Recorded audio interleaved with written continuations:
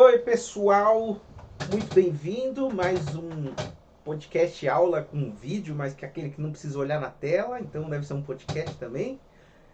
Prometido, minha proposta nesse vídeo, para a gente encerrar esse primeiro grande bloco de teoria dos jogos, é retomar alguns conceitos de cálculo diferencial integral. Já adianto que tem um monte de coisa no canal, então a gente nem precisa se preocupar muito assim com detalhes. Eu imagino que alguns de vocês já saibam um pouco de cálculo, né? Mas a minha proposta, na verdade, nesse sentido de retomar, é selecionar alguns conteúdos que vão acabar aparecendo lá na frente, quando a gente for discutir algumas coisas de teoria dos jogos, e que pode deixar isso um pouco complexo. Mas eu quero só interpretar um pouco algumas situações, o que vai aparecer, lembrar com vocês os principais conceitos.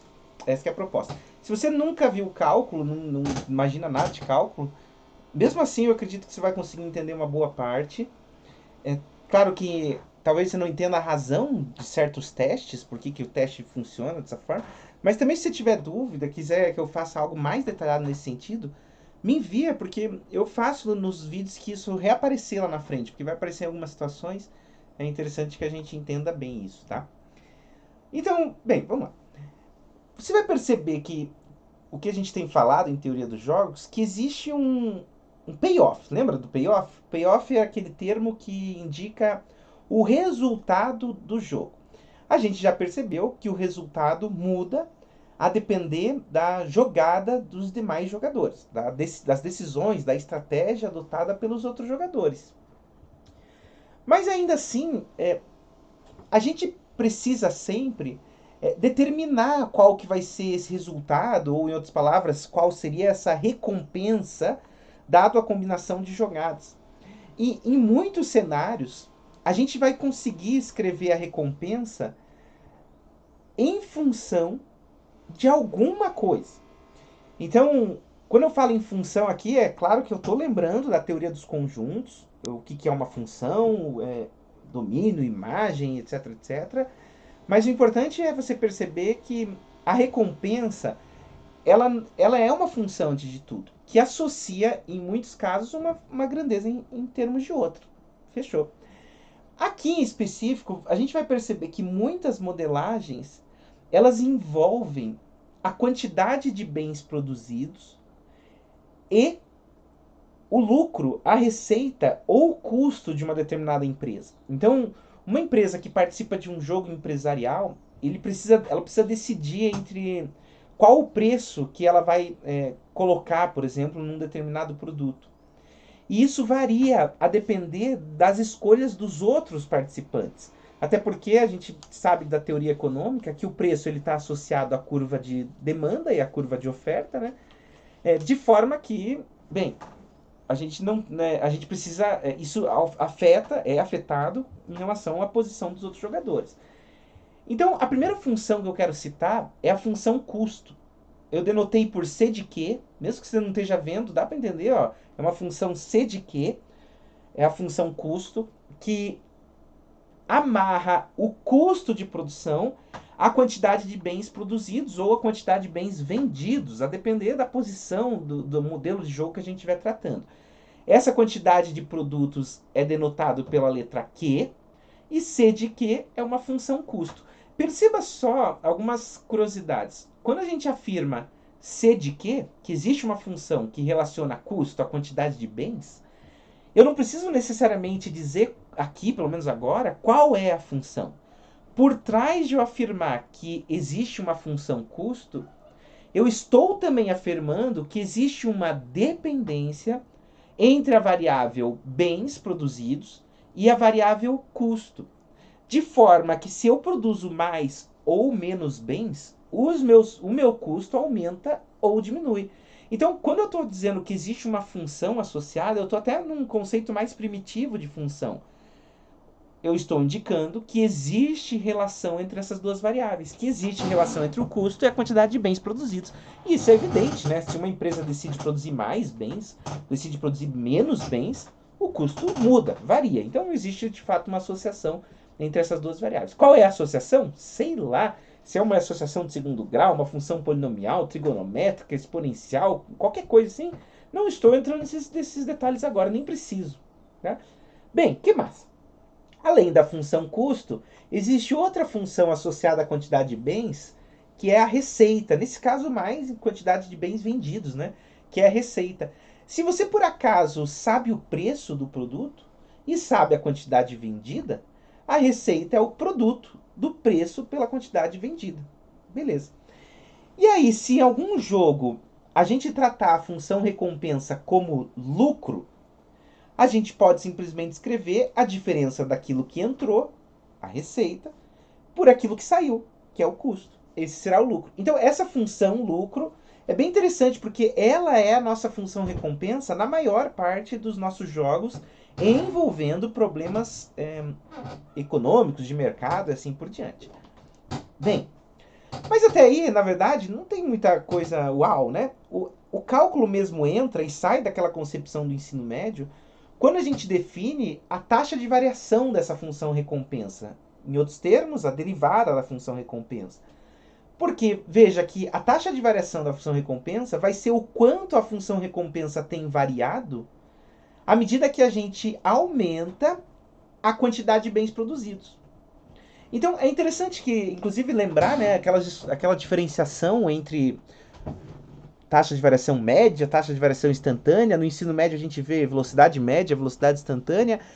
A derivada aqui da função recompensa me dá uma informação instantânea. O quanto um aumento infinitesimal da quantidade de bens produzidos vai gerar um aumento no meu lucro. E aí você interpreta isso de uma forma até simples. E veja, mesmo você que não tem nenhuma familiaridade com matemática, só vou pontuar isso antes que o pessoal desista dessa aula. Continua firme, porque à medida que a gente for aparecendo, esses termos eles são mais simplificados lá na frente. Mas veja só o que acontece. Eventualmente, você calcula a taxa de variação da função recompensa e encontra um valor de 5. E você quer, às vezes, saber o que significa. O que significa? Por que deu 5? Ou por que deu menos 3, por exemplo? Bem, aqui você precisa, antes de tudo, analisar a unidade dessas grandezas, a unidade da taxa de variação da função recompensa. Porque enquanto, né, a função recompensa é uma variável medida em dinheiros, um custo de 10 reais, um custo de 15 reais, assim por diante, a taxa de variação da função recompensa, a derivada, então, é medida em 5 reais por unidade, por exemplo. Ou menos 3 reais por unidade. Aqui, observar que a unidade da taxa de variação e a unidade da função recompensa são diferentes, já implica para nós, percebemos que o significado é um pouco diferente.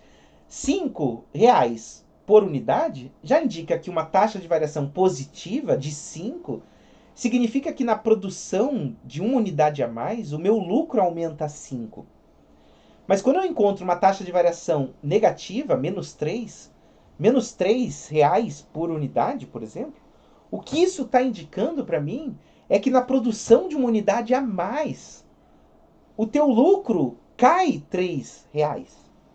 Então, essa grandeza é importante você perceber que as derivadas, elas não indicam o valor absoluto, quanto foi o lucro. O lucro não foi de 5, não foi de menos 3.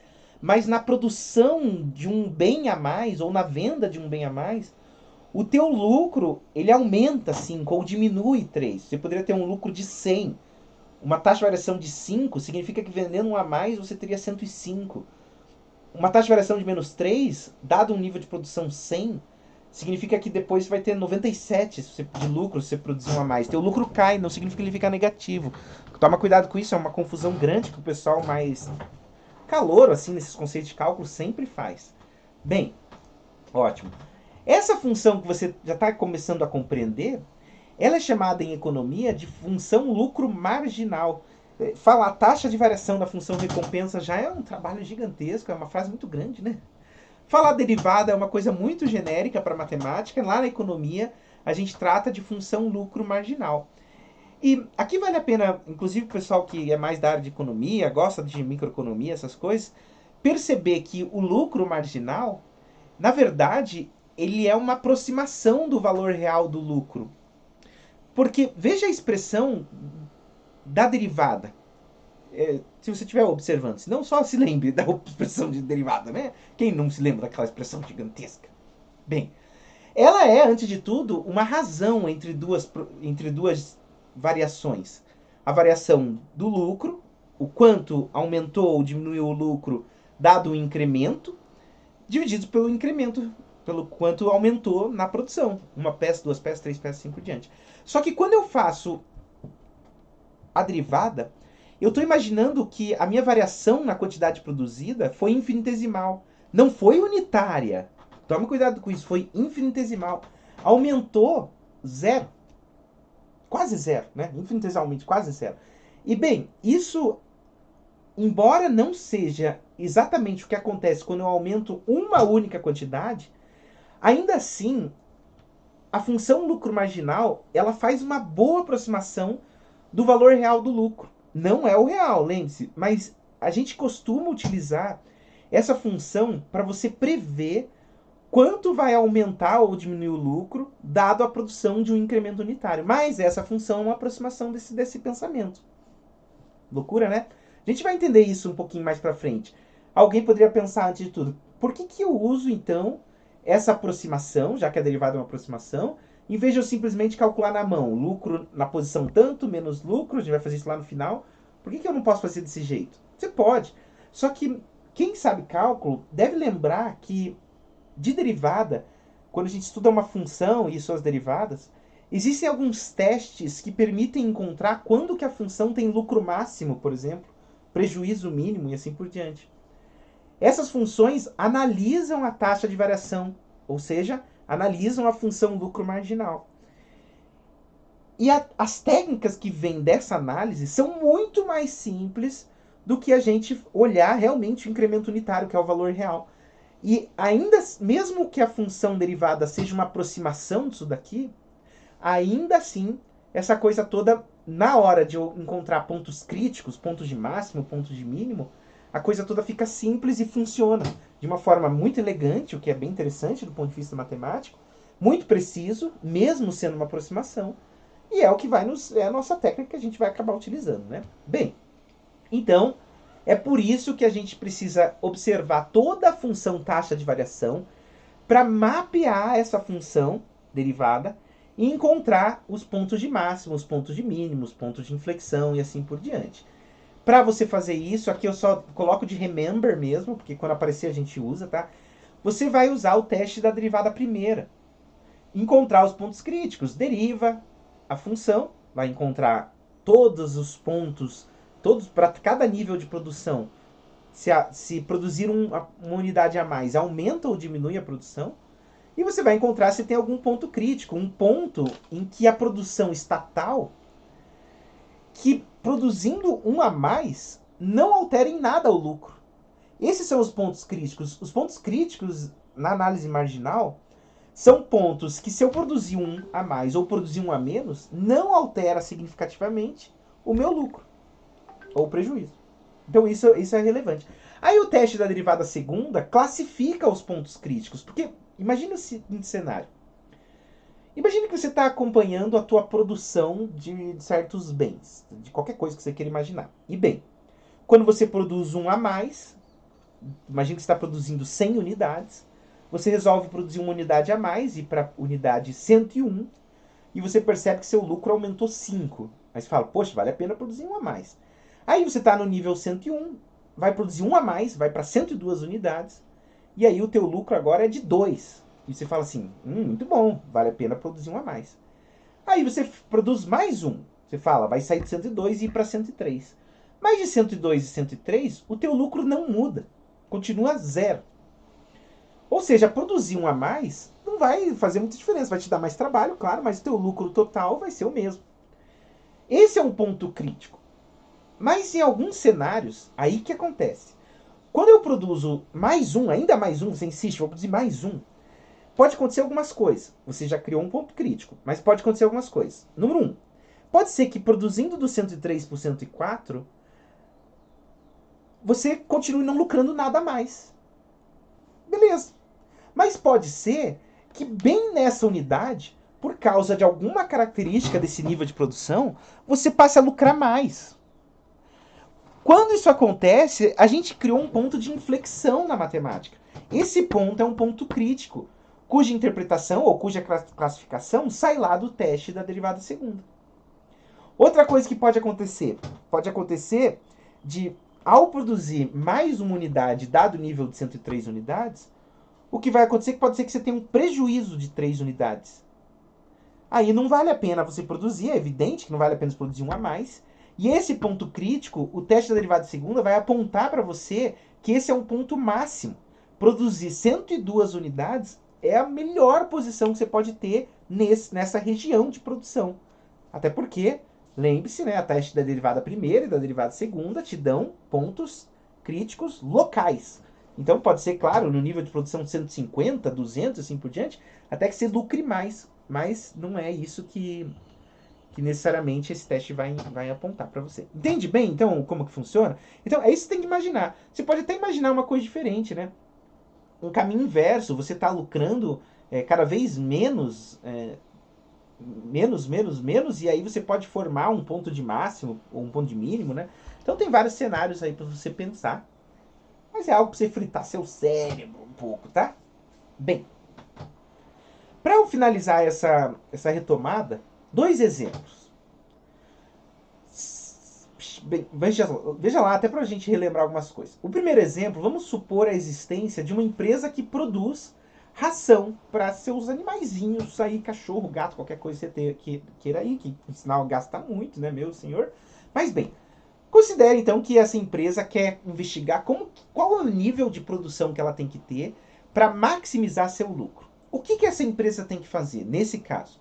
Ela precisa levantar uma função que expresse a receita, quanto ela ganha por unidade produzida, se eu produzir muito mais, muito menos, o que eu vou conseguir, e eu preciso definir o custo. Nesse exemplo, eu já estipulo uma função receita, não vou nem falar qual é, quem quiser olhar, olha, não tem nada demais, é um exemplo que pode ser numérico, se olhar os números, se não é teórico. Bem, a receita, existe uma função, e o custo também existe uma função. Podem ser funções do primeiro, segundo, terceiro grau, polinomiais, exponenciais, alguma função existe. Mas o importante é você perceber, e isso é bem relevante, porque se a gente não faz isso que eu não vou fazer, inclusive, vai parecer que é só uma teoria. Só que, quando você enfrenta um caso real, para você usar essa ferramenta que eu estou te propondo, você precisa mapear a receita e precisa mapear o custo. Quais são os custos envolvidos numa produção, como que eles estão amarrados, qual é a receita e assim por diante. E aí sim você estipula isso. Se for uma empresa muito grande, com variáveis que você não consegue realmente dizer quais são aquelas que estão afetando o processo, precisa usar estatística. Se for um modelo mais simples, talvez você consiga até modelar uma função rapidamente para isso. Mas você precisa definir isso. Definido isso, define-se a função lucro. É a diferença entre as duas. R de Q menos C de Q. E quem quiser exercitar um pouquinho vai encontrar os mesmos pontos críticos que eu encontrei. O importante é que esses pontos críticos, que coloquei aí 2 e 4, eles são quantidades de ração que podem ser de máximo, de mínimo ou de inflexão. São momentos na produção que você precisa dar uma olhadinha. Será que esse é um ponto que maximiza a minha produção? Será que ele é um ponto que minimiza a minha produção? Bem relevante se observe. Segundo caso, só para a gente encerrar, bem relevante para a gente discutir mais um pouco a diferença da análise marginal e da análise unitária. Vamos supor uma empresa de petróleo agora. X é a quantidade de petróleo refinado em milhões de barris. E C de X é a função custo total. Então, dado uma quantidade de petróleo refinado, eu tenho um custo. Imagine que você tenha estipulado de alguma forma uma função custo, ou que eu coloquei uma função qualquer só para ir acompanhando os valores. E, bem, se você sabe a função custo, perceba que você pode, por exemplo, calcular o custo numa quantidade qualquer de petróleo, de barris de petróleo. Por exemplo, 10, 11 ou quanto você quiser. Aqui eu calculei o C de 10 e encontrei R$ 1.493. E C de 11, o custo para produzir 11 milhões de barris, 1.550, por exemplo. Então veja que se o meu nível de produção, o custo para 10 milhões de barris é de 1.493 e para 11 milhões de barris é 1.550, para eu saber o custo de produzir 1 milhão de barris a mais, é só fazer essa diferença. C de 11 menos C de 10, que dá R$ 56 aqui, ou R$ 1.000, sei lá qual que é a unidade disso aqui. 56,82. Esse valor é o valor real, é realmente o quanto o custo foi o custo para criar 1 milhão de barris a mais. Quando eu faço a derivada da função e substituo no 10, o que eu encontro é 54,32. Esse é o custo marginal. É o custo previsto, é a aproximação de quanto custaria para eu aumentar um nível de produção. O valor real é 56, o valor que eu encontrei é 54. Não é, parece bastante diferença, afinal são dois, se for em milhões, 2 milhões, é muito, muito dinheiro, né? Mas bem, ainda assim é uma boa aproximação, no sentido de se eu precisar encontrar essa produção, o ponto crítico, é algo que vai funcionar, entende? Então, bem, foi algo longo aí para vocês, espero que vocês tenham gostado, é uma aula mais densa, claro, ou um podcast mais denso, mas o próximo com certeza vai ser mais tranquilo, a gente vai discutir algumas coisas bem legais, já modelando alguns jogos, então eu espero vocês lá. Um abraço, gente, e continuem comentando, que eu tô gostando disso, tá bom? Tchau!